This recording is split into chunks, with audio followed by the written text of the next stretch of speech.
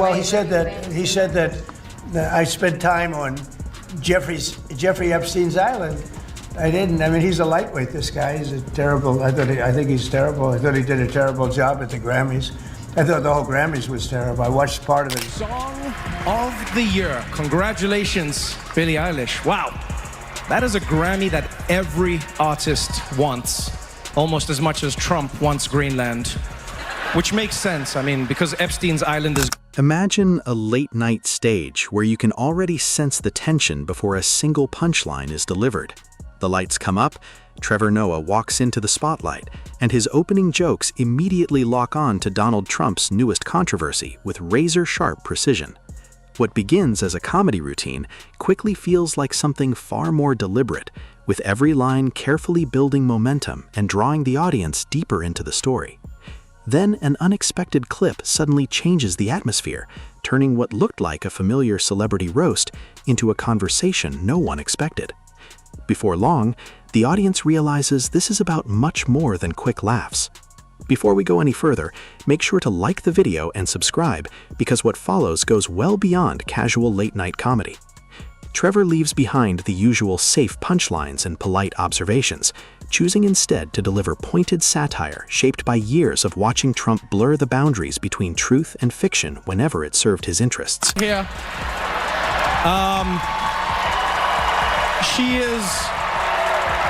She is still at the White House with Donald Trump discussing very important issues. Actually, Nikki. Hello everyone, welcome back to The Hidden Truth. If you enjoy uncovering hidden stories, breaking news, and fascinating facts, and turn on notifications, thank you for your amazing support late. Trevor wastes no time easing into the material. Right from the start, he jokes that Trump often behaves less like a former president and more like the star of a reality television series who somehow wandered into international politics, treating every headline like another episode designed to keep the spotlight fixed firmly on himself. Hi, folks day, and then your parents will be like, do you want these ones? You're like, do you like them? They're like, no, just throw them on the ground. I was like, pat, pat, pat. Do you feel like the other kids? No, I don't at all. So Iran has those ones, and then they're launching back and forth, back and forth, back. And the whole world was like, man, this again, Middle East conflict, Middle East. And then, at the peak of it, everyone was like, man, how could this get worse? Donald Trump was like, hello. Without losing his rhythm for even a second, Trevor suggests that Trump seems convinced that speaking louder automatically makes him more convincing. He jokes that, in Trump's world, raising the volume is treated as a substitute for real authority, as though confidence can magically transform confusion into leadership and disorder into a winning strategy. Did you ever have Trump on the show? No, we never did. He did say some bad things about you on... I don't know. I don't keep up with it. Yeah, I do. I keep up with it. Yeah, yeah, but you have like a feud with him. You have like a real... So here's what I've noticed. Like Trump's annoyance at people is directly proportional to how big they were when he like focused on the media. Does that make sense? I see. Yeah, right. So like Time Magazine is still the biggest thing in his life. And then obviously Jimmy Kimmel, SNL, if they insult him, he gets really angry about it. Yeah. I'm so new to him that Trevor compares Trump's speaking style to a broken loudspeaker running almost entirely on ego, constantly blasting unfinished ideas while practically inviting people to challenge them. His calm delivery only makes every joke hit even harder because the criticism never feels forced. He paints Trump's approach to leadership as a massively expensive improvisation where nobody involved actually knows the script, yet Trump keeps insisting everything is unfolding perfectly. Trevor even hints that governing may never have been the real objective. Instead, the bigger goals seem to be larger audiences, brighter stages, and endless applause. According to Trevor, Trump's confidence can appear impressive from a distance, but once pressure starts building, the cracks become impossible to ignore, especially for someone who appears to depend on constant admiration. It was like, I'm gonna help. I'm gonna totally de-escalate this situation. I'm gonna de-escalate this situation. And we were like, my man, you've never de-escalated a thing in your life. In your life. From your hair to your politics, nothing is a de-escalation. Nothing. But Trump came in and he's like, I don't like how Iran and Israel are launching bombs at each other all the time. Shifting toward Trump's relationship with the truth, Trevor jokes that facts seemed less like fixed realities and more like flexible suggestions. In his version of events, reality could always be adjusted whenever it became inconvenient. Trevor compares watching Trump argue to seeing someone flip over a chessboard, proudly declare victory, and walk away completely convinced they had won the match. He also pokes fun at Trump's complicated relationship with the media, describing it as a constant push and pull, where criticism is treated as unacceptable, yet being ignored is somehow even worse, because attention always remains the ultimate goal. The show, are you experiencing feelings of depression, anxiety, hopelessness? Is it? You know what? I'm good. I miss the vibe. You know, like days like today. Obviously, you watch Trump at a rally and he's dancing for 40 minutes. Yeah. I miss that. You miss that, yeah. Yeah, because that's just free content. That's like one of those things where you go like, wow. Well, but for the most part, no. I'm traveling more. I'm enjoying being on the road. I get time to write books, try other. As the routine grows more pointed, Trevor turns his attention to Trump's handling of world affairs, suggesting he approached diplomacy as though it were another popularity contest waiting to be won. At international gatherings, Trump is described as the family member who ignores every social custom but still expects to become the center of attention. Beneath all the confidence and dramatic gestures, Trevor hints that there may be a deeper fear of fading into the background. The audience keeps laughing, but the underlying message becomes increasingly clear, suggesting that spectacle repeatedly took priority over substance. Bombs! Too many bombs! We gotta stop it! No more bombs! No more bombs! We gotta stop it! We gotta fix it! And they're like, all right, how are you gonna fix it? He's like, by dropping bombs. I'm gonna drop bombs. And no one expected it. Like the whole world was like, okay, Trump is gonna mediate, or he's gonna, because he said to them, hey guys, let's sort this out, peace deal. We're gonna do a peace deal. And then he dropped bombs on Iran. And everyone in the world was like, what the? Trevor then shifts toward Trump's attitude about expertise, portraying professional knowledge as something that often seemed more irritating than valuable. He jokes that Trump appeared far more willing to trust his own instincts than the advice of scientists, economists, or specialists who had spent decades mastering their fields. Trevor pushes the comparison even further by imagining someone refusing to listen to doctors simply because they once watched a medical drama on television. The audience laughs, but the image sticks because it feels surprisingly recognizable. Oh, he was even cockier. Yeah. You see him when he came out, Donald J. Trump? Oh, he had all the swag. He was like, folks, we're gonna have it handled. In 21 days, the virus will be gone. 21 days. Some are even saying 20. Trevor argues that for Trump, disagreement rarely looked like a healthy exchange of ideas, and instead became another personal fight to win. Even small mistakes, he jokes, were quickly turned into battles where responsibility landed almost everywhere except on Trump himself.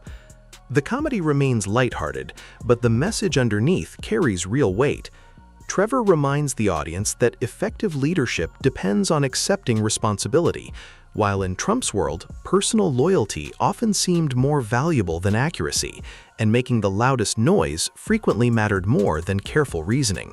Oh man, I can't believe that Trump did this. I can't believe it. And they were so stressed. And I was like, yes, but look on the bright side. And they were like, what bright side? I was like, on the bright side, Trump also can't believe that he did this.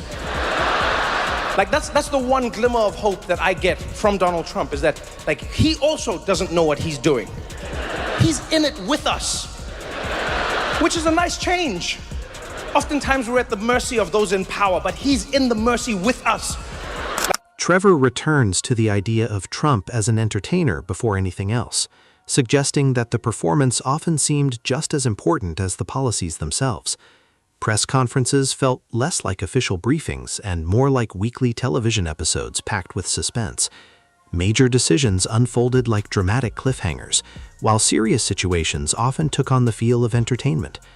Trevor jokes that Trump sometimes looked as though he was searching for answers in real time, while confidently insisting he already knew everything.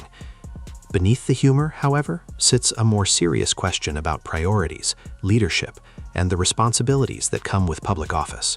time Donald Trump answers a question, you know he doesn't know the answer because he answers it like he's a contestant in one of his own beauty pageants. That's how he answers it. Every time you see Donald Trump on TV, you can see he's making it up as he's going along. They'll be like, Mr. President, can you tell us about your healthcare rollout and how pre-existing conditions are going to be covered? I know.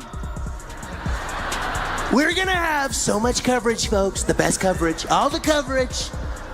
I'm gonna get it, all of it. It's gonna be so good, great. When the conversation turns toward legacy, Trevor imagines future historians trying to explain a period that often appeared stranger than anyone could have predicted.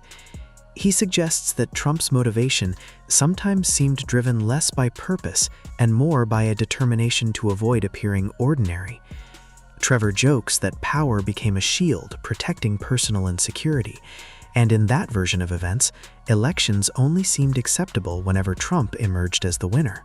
About the value of his properties for decades to defraud the banks into giving him better loans, right? And these are not small amounts. They're not small amounts. For instance, Mar-a-Lago was worth $75 million. And what did Trump say it was worth? $740 million. How? Because I upgraded it, folks, yeah. Totally upgraded. I added a rec room. It's got a foosball table and everything. Trevor then broadens the discussion, arguing that Trump's influence extended beyond individual policies and reshaped the entire tone of political conversation. Insults gradually replaced meaningful dialogue, louder voices overshadowed thoughtful debate, and division increasingly became a political strategy. Even Trump's opponents, Trevor notes, often felt pushed into raising their own voices simply to be heard above the constant noise. Many people grew exhausted by the nonstop chaos, yet the habits and style that became normalized during that period did not simply disappear after Trump left office. Has been found guilty of 17 counts of factual and other financial crimes. And you know what that means? Donald Trump is going to prison to visit all the lower-ranking people who did this without his knowledge or his permission. Yeah, because we all know that's how that works in the world, right? All the successes in Trump's organization, they're due to the genius. As the segment approaches its strongest moment, Trevor imagines Trump somewhere behind the scenes pretending not to care, while secretly paying close attention to every joke. He explains that comedy does not create absurd situations out of thin air. Instead, it reflects the ones already playing out in public view. Trevor reminds viewers that while Trump may be an easy target for comedians, the larger system that allowed those moments to happen deserves just as much examination. He also claimed that his 11,000 square foot apartment was actually 30,000 square feet, which was a lie. So this man is going to be the first person to ever get in legal trouble for claiming his apartment is a grower, not a shower. And I've got to say, it would be so funny if this is what takes Trump down, huh? Can you imagine? He tried to overthrow the government, but then they get him for lying about having an in-unit washer-dryer. It's like, that's the thing. Slowing the pace, Trevor lets the room settle before making his final point. He explains that roasting Trump has never been about simple humiliation. Instead, it is about challenging the belief that being loud automatically makes someone an effective leader. Looking back, Trevor describes the Trump years as a political carnival filled with constant unpredictability. Comedy became a way for people to process disbelief, frustration, and confusion, even while the issues underneath remained serious and carried real consequences.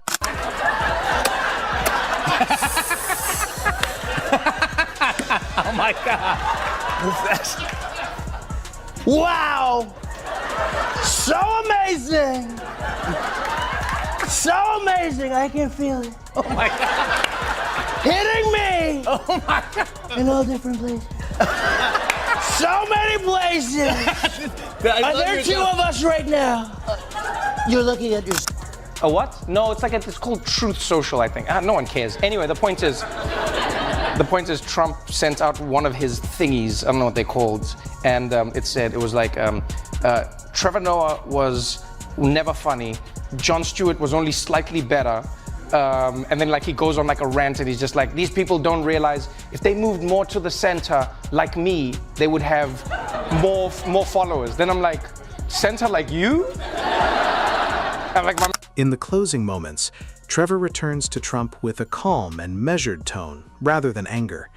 He describes a public image carefully built to appear unstoppable, but repeatedly revealed to be far more fragile than it first seemed. Trevor suggests that the greatest challenge was never critics or political opponents, but the struggle with ego itself. He finishes by reminding the audience that the best comedy should encourage people to think more deeply about the world around them, sharpening awareness instead of distracting from what truly matters.